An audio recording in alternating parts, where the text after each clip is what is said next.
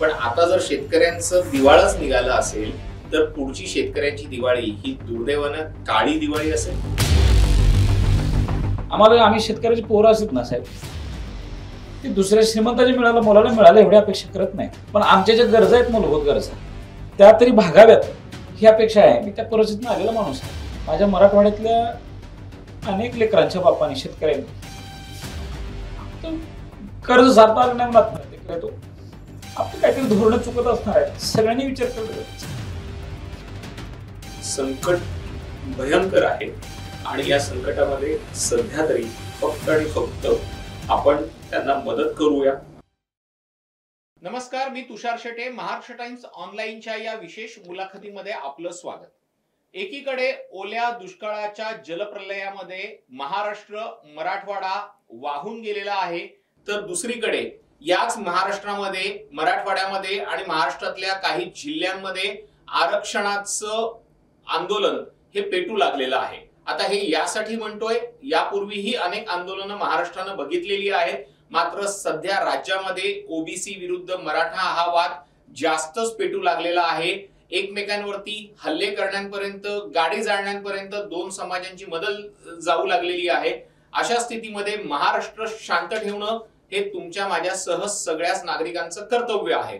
महाराष्ट्र शांत कसा राहील, दुष्काळग्रस्त किंबहुना ओला दुष्काळग्रस्त, जलप्रलयग्रस्त मराठवाड्याला कशी मदत करता येऊ शकते, जाणून घेऊयात मराठा आंदोलनातले सक्रिय नेते आणि शेतकरी पुत्र ऍडव्होकेट योगेश केदार यांच्याकडनं.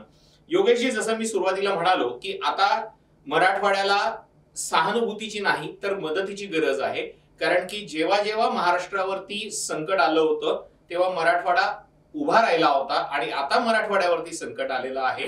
आता तुम्हाला महाराष्ट्रातल्या इतर जिल्ह्यांकडनं काय नेमकी अपेक्षा आहे? हे बघा, ज्या वेळेला कोल्हापूरमध्ये महापूर आला होता, कोल्हापूर, सांगली, सातारा ह्या परिसरात प्रचंड मोठ्या प्रमाणात हानी झाली होती. अशाच पद्धतीनं जनावरं असतील, घरं असतील, लोकांचे वाहून गेले होते. त्यावेळेला आमच्यासारखी माणसं, मी तर स्वतः छत्रपती संभाजीराजांसोबत त्या बोटी अरेंज करण्यापासून, NDRF, SDRFच्या लोकांचं कोऑर्डिनेशनपासून, पोलीस डिपार्टमेंट असेल, आर्मी नेव्हीच्या बोटी असतील, ह्या आम्ही सगळे व्यवस्थित तर होतोच, पण आम्ही पाण्यात उतरून लोकांना सुद्धा मदत केली होती.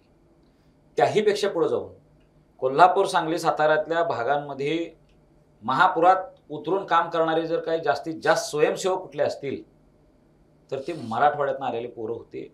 हा इतिहास आहे, हे सत्य आहे. तुलनेनं आमचा मराठवाडा अत्यंत गरीब आहे. त्याचे कारण काय आहेत हाही पार्ट वेगळा आहे. तो सगळ्यांना माहिती आहे की मराठवाड्याचे काय हालत झालेले आहे. 400 वर्ष मोगल निजाम सत्ता, देश स्वतंत्र झाल्यावर सुद्धा आम्ही वर्षभरानं स्वातंत्र्य झालो. त्यानंतरही 1960ला संयुक्त महाराष्ट्रात आलो आणि आमचा जो काही अनुशेष आहे विकासाचा तो आजही भरून गेलेला नाही.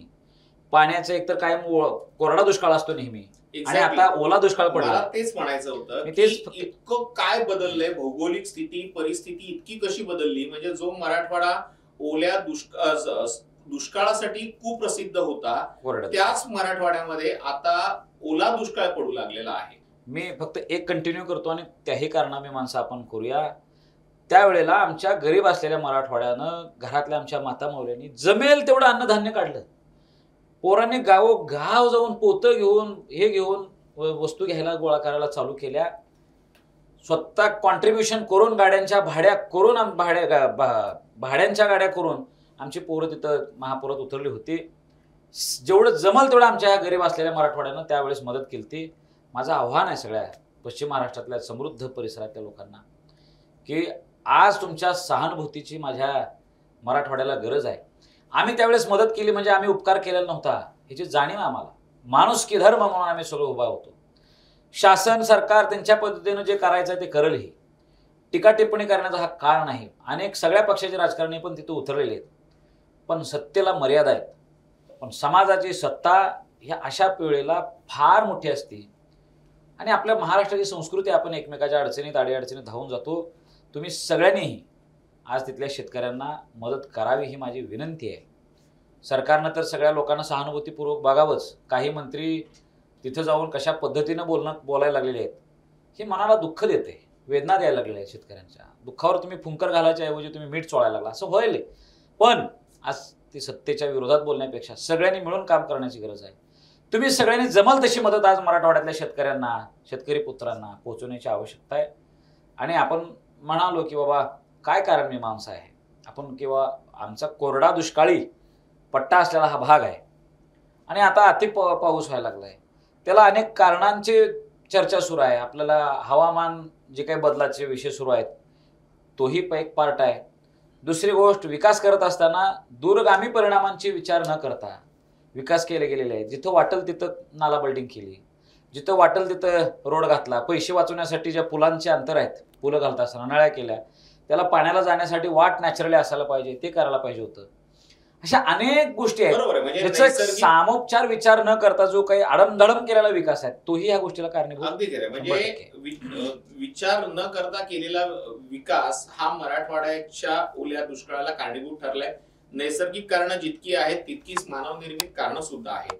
योगेशजी, तुम्ही स्वतः ऍडव्होकेट आहात, शेतकरी पुत्र तुम्ही म्हणतात, म्हणून तुम्हाला हा प्रश्न मला शेतकऱ्यांचा मुलगा, एक शेतकऱ्यांचं प्रतिनिधित्व करणारा व्यक्ती आणि कायद्याचा जाणकार म्हणून विचारायचा आहे.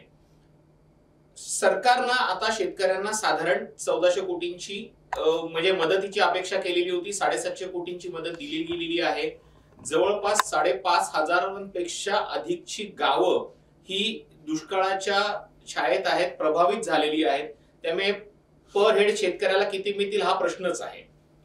माझा मुद्दा हा आहे की अनेक शेतकऱ्यांनी त्यांचा पीक विमा काढलेला आहे. सरकारनं 1 रुपयात पीक विमा काढून दिलाय. जेव्हा आपण गाडीचा पीक म्हणजे गाडीचा पण इन्शुरन्स काढतो, आपलं जे काही नुकसान होणार असतं ते प्रीमियमचे चार्जेस भरल्यानंतर आपल्याला जवळपास 80 ते 90%, कधी कधी 0 डेप्ट इन्शुरन्स असेल तर 100% ही आपल्याला ती नुकसान भरपाई मिळते. मग या पीक विम्यामध्ये सरकार मदत देणं ही वेगळं, त्या विमा कंपन्या शेतकऱ्यांना मदत का नाही करत? कुठे अडचण येते नेमकी? की आता जे 1 रुपया प्रीमियम भरून जी योजना होती शासनानं ती सुद्धा बंद केली. आता प्रीमियम जास्त भरून शेतकऱ्यांना विमा भरावा लागतोय. तसा विमासाठी ॲप्लिकेशन करणाऱ्या शेतकऱ्यांची आता संख्या थोडीशी कमी झालेली आहे. आणि विमा शेतकऱ्यांना मिळाला पाहिजे का? तर 100% मिळाला पाहिजे. या घडीला सगळ्यांना 100% विमा मिळण्याची गरज आहे. कारण ह्या कंपन्यांनी अनेक वेळा जी रुपया वेळेस ज्यावेळेस होता त्यावेळेस त्यांनी त्यांचा जो नफा आहे तो प्रचंड मोठ्या प्रमाणात कमवलेला आहे. विमा कंपनी काही कोणावर उपकार करायला नसती, कारण ते आमच्याकडनंच पैसे गोळा करतात आणि त्यातल्या कुठल्या तरी एका भागामध्ये त्यांनी हे करत असतात. त्या लोकांनी आता स्वतःचा फायदा नफा न बघता शेतकऱ्यांचे जे हक्क आहेत, विमा भरणं म्हणजे तो शेतकऱ्यांचा हक्क आहे लक्षात ठेवा, तो हक्क त्यांना द्यायला पाहिजे आणि त्यामुळे त्यांची ती जबाबदारी आहे. शासनानं सुद्धा जी काही आज मदत जाहीर केलेली आहे, अनुदान शासना म्हणजे महाराष्ट्र शासनाचे काही असतील मर्यादा आहेत किंवा काय आहे, त्यातनं प्रति शेतकरी मला असं आम्ही जो कॅल्क्युलेशन करावले होते 3,000 3,500 मिळतील. ह्या 3,000 मध्ये काय होणार आहे हो? तुम्ही लाखो रुपये म्हणजे अब्जावधी रुपयांची करमाफी म्हणजे लोन तुम्ही मोठ्या उद्योगपतींचं माफ करताय. धडाक्याला तुम्ही 50-50 लाख कोटी रुपयाचे 60-60 हजार कोटी रुपयाचे तुम्ही काय करताय हे त्यांची माफी करून टाकताय मोठ्या उद्योगपतींची. शेतकऱ्यांना तुम्ही आजपर्यंत काहीच दिलं नाही. मराठवाड्याला तर काहीच दिलं नाही. आमचा हक्क आहे तो. त्या मराठवाड्यातल्या शेतकऱ्यांना तुम्ही जास्तीत जास्त दिलं पाहिजे. ह्या 2-3 हजारात काहीच होणार नाही. तुम्ही आज आम्हाला मान्य आहे की तुम्ही लाडक्या बहिणीला तुमचं तिजोरी रिकामी केली आहे, पण त्याच्या आडून तुम्ही हे करू शकत नाही. आमदारांना निधी द्यायचं म्हणून टक्केवारी खायचं म्हणून आपण जर जास्त पैसे काढून लोन घेत असेल तर आज शेतकऱ्यांना सुद्धा लोन देऊन करण्याची गरज आहे. केंद्र शासनानं सुद्धा तुम्ही त्याचे ऍप्लिकेशन करून जास्तीत जास्त मदत मिळवण्याची गरज आहे. आता तिथलं इंजिन आणि तुमचं इंजिन एकच आहे ना, डबल इंजिन सरकार आहे. माझा मुद्दा तोच आहे. सरकारची मदत ही तोकडी आहे, तुटपुंजी आहे. सरकार पुन्हा नेहमीच रडगण गाठ बसले, आमच्याकडे पैसे नाहीत, आम्ही मदत करण्याचा प्रयत्न करू. वेगवेगळी कारणं त्यांच्याकडे तयार आहेत. माझा मुद्दा वेगळा आहे. ज्या शेतकऱ्यांनी पीक विमा काढलेला आहे त्या शेतकऱ्यांचं जे नुकसान झालेलं आहे, विमा कंपन्या त्यांना 100%, 80%, 90%, 70% नुकसान भरपाई का देत नाही? का या विमा कंपन्यांकडनं शेतकऱ्यांसाठी 500 रुपये, 1000 रुपये असे चेक देऊन त्यांची थट्टा केली जाते? काय नेमकी टेक्निकल कारण आहे? हे बघा, ह्याच्यावर उत्तर द्यायचं काम ह्या राज्याचे मुख्यमंत्री, कर्तबगार मुख्यमंत्री, कायदे माहीत असलेले मुख्यमंत्री, अर्थतज्ञ असलेले मुख्यमंत्री हेच देऊ शकते. ते आज सर्व सत्ताधीश आहेत. ते आपल्यालाही सगळ्याला माहीत आहे. मोदीजींचंही त्यांच्यावर प्रेम आहे, त्यांचंही मोदीजींवर प्रेम आहे. देशात आणि सत्ता ह्या सगळ्या कंपनीवर वचक बसवण्याचं काम येणाऱ्या काळात देवेंद्रजींनी करावं आणि ते करू शकतील अशी त्यांना विनंती आहे. ह्या कंपन्या हे काही ब्रिटिश सरकारपासून आहे. कुठलीही कंपनी काही कोणाच्या फायद्यासाठी काम करत नाही, ते त्यांच्या स्वतःच्या नफ्यासाठी काम करते. पण कुठेतरी एक नैतिकता ही त्यापुढे आहे. लोक कल्याणकारी राज्यामध्ये आपण राहतोय, राज्यव्यवस्थेत राहतोय, तर आज त्या कंपन्यावर कुठेतरी आपण एक बडगा उकारून, कारवाईचा बडगा उकारून ते मान्य स्वतःहून करत नसतील तर त्यांना आपण झुकवणं गरजेचं आहे शासनानं. ह्याच्या वेळेस मी बोलू शकतोय. आणि सरकारच्या पद्धतीनं करल. मी मागा जसं म्हणालो तसं लोकांनी उभा राहणं आज गरजेचं आहे. खरंय. म्हणजे संकट काळी हजारो लाखो लोकांनी थोडं थोडं जरी केलं ना तरी शेतकऱ्यांना जास्त जाईल. खरंय. म्हणजे आपल्याला अनेकांपैकी, म्हणजे तेव्हा तर मी लहान होतो, किल्लारीचा भूकंप झाला तेव्हा संपूर्ण महाराष्ट्रातनं मदतीचा ओघ सुरू झाला होता. मराठवाड्यातल्या शेतकऱ्याला पण तशीच आता मदतीची गरज आहे. अनेकांचे संसार उघड्यावरती नाही पडलेले तर ते वाहून गेलेले आहेत. योगेशजी, ज्या पद्धतीनं गेल्या आठवडाभर हा पावसाने त्रास दिलेला आहे आणि गेल्या 3-4 दिवसात अतिवृष्टी प्रचंड वाढलेली आहे, तर आता जी मदत आजपासून सुरू झालेली आहे, मुख्यमंत्र्यांनी कालच्याच कॅबिनेटमध्ये सांगितलेलं आहे की आता मंत्र्यांनी सगळ्या भागांचे दौरे करा, जिथे जिथे पूर आले त्या पूरग्रस्त भागात तुम्ही जा, मदतीचं वाटप करा, हे आदेश दिल्यानंतर सुरू झालेलं आहे. पण हे आदेश निघेपर्यंत बराच उशीर झालाय का? हे बघा, जे लोकप्रतिनिधी आहेत त्या लोकप्रतिनिधींनी आपल्या आपल्या भागामध्ये उत्तम काम केले. मग त्यात सुरेश अण्णा धस असतील, ते सत्ताधारी आहेत. दुसरं आमचे माजी मंत्री तानाजीराव सावंत साहेब असतील, त्यांनी सुद्धा अनेक गोष्टी हेलिकॉप्टर देण्यापासून सुरेश धस आणि हे ते केलेले आहे. व्यक्तिगत मदत सुद्धा तानाजीराव सावंत साहेब करायला लागलेले आहेत. आमचे उद्धव बाळासाहेब ठाकरे गटाचे ओमराजे निंबाळकर, ते स्वतः पाण्यात उतरून, गळ्यातल्या पाण्यात उतरून, वाहत्या पाण्यात उतरून लोकांना वाचवण्याचा त्यांनीही प्रयत्न केलेला आहे. सत्ताधारी किंवा राजकारणी यांना लोकांची गरज आहे, लोकांना त्यांची गरज आहे, ते एकमेकाचं म्युच्युअल आहे. पण जे मंत्री आहेत मराठवाडा वगळून, त्या मंत्र्यांना काल देवेंद्रजींनी आदेश दिला आहे. आता मंत्रिमंडळाची बैठक सुद्धा काल झालेली आहे. त्यानंतर मंत्रिमंडळाच्या बैठकीत आलं तर निर्णय घेता येतील ना, तशी निर्णयासाठी म्हणून त्यांनी थांबवणं आपण प्रॅक्टिकली समजू शकतोय. आणि आजपासून देवेंद्रजींनी विथ रेस्ट्रिक्शन्स त्यांना तिकडे जाण्याच्या सूचना केलेल्या आहेत की बाबा तुम्ही स्वतःच्या इमेजसाठी न जाता, शेतकऱ्यांना तुमच्या वागण्या बोलण्यातनं चुकीचं होईल, प्रशासनावर एक एक्स्ट्रा ताण पडेल असं न करता लो प्रोफाईल राहून तिथं कशा पद्धतीने आपल्याला मदत पोहोचवता येईल ह्या नियम घालून तिथे केलेला आहे. आज सन्माननीय शिंदे साहेब सुद्धा तिकडं धाराशिव आणि ह्या भागात आलेले आहेत, गेलेले आहेत. साताऱ्यामध्ये अजितदादा गेलेले आहेत, देवेंद्रजी तिकडे गेलेले आहेत, अनेक मंत्रिमंडळातले लोक चालले आहेत. पण मी मागा नेहमी बोलतोय की सरकारला सत्तेला मर्यादा आहेत. बरोबर आहे. समाजाची सत्ता ही सरकारपेक्षा सुद्धा मोठी आहे. आजच्या घडीला आम्ही 10,000 रुपयाची जरी मदत केली ना, प्रत्यक्ष घेऊन कॉन्ट्रीब्युट, पैसे कोणाच्या हातात द्यायचं नाही, माझं ते म्हणणं नाही कोणाला द्या. पण आपण शेतकऱ्याची पोर आहेत, उघड्यावर पडायला लागले, त्यांचं शालेय शिक्षणाची दप्तरांची व्यवस्था करावं लागेल. आता येणाऱ्या काळामध्ये आपल्याला हॉस्पिटल, त्यांचे जे काही सॅनिटरी, ज्या सगळ्या गोष्टी असेल त्यात करावं लागेल.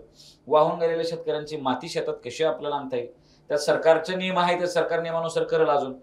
पण त्यात समाजाच्या लोकांचे कसं, उद्योजकांनी, आज मुंबईमध्ये आपण आहे, उद्योजकांनी त्यात कशी मदत करता येईल ते बघता येईल.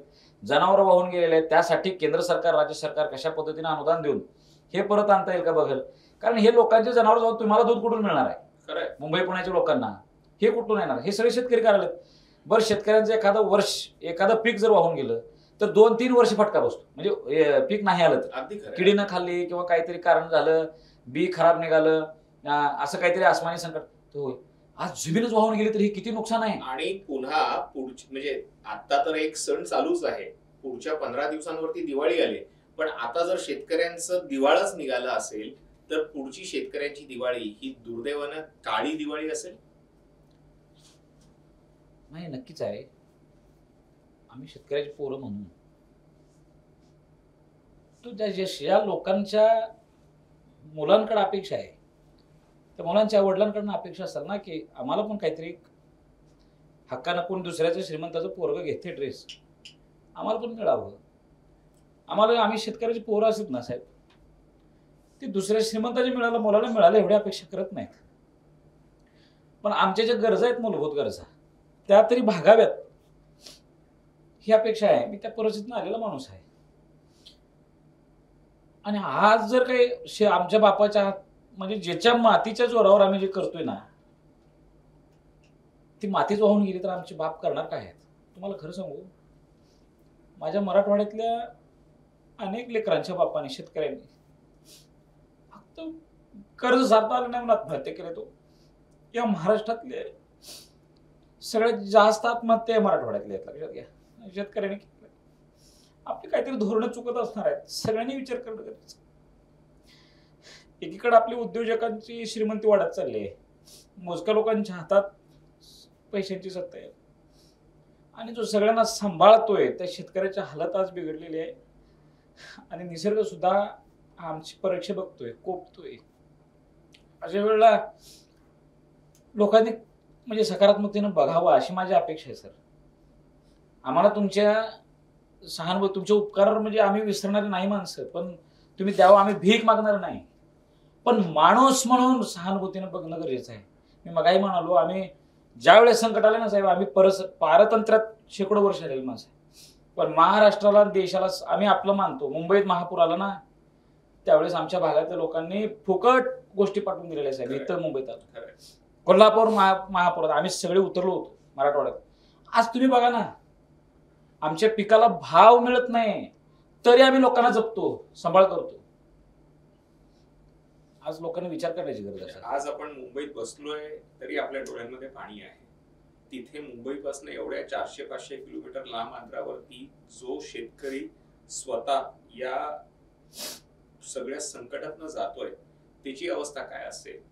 त्याच्या डोळ्यासमोर त्याचं घर वाहून गेलंय, त्याचं शेत वाहून गेलंय, त्याच्या शेतात मदतीला त्याचे मित्र म्हणून असणारे त्याची गुरढोरं वाहून गेलेली आहेत. संकट भयंकर आहे, आणि या संकटामध्ये सध्या तरी फक्त आणि फक्त आपण त्यांना मदत करूया, आणि सरळ हस्ते ही मदत मराठवाड्यातल्या शेतकऱ्यांपर्यंत पोहोचेल एवढीच इच्छा या निमित्ताने व्यक्त करतो, आणि सध्या इथेच थांबतो.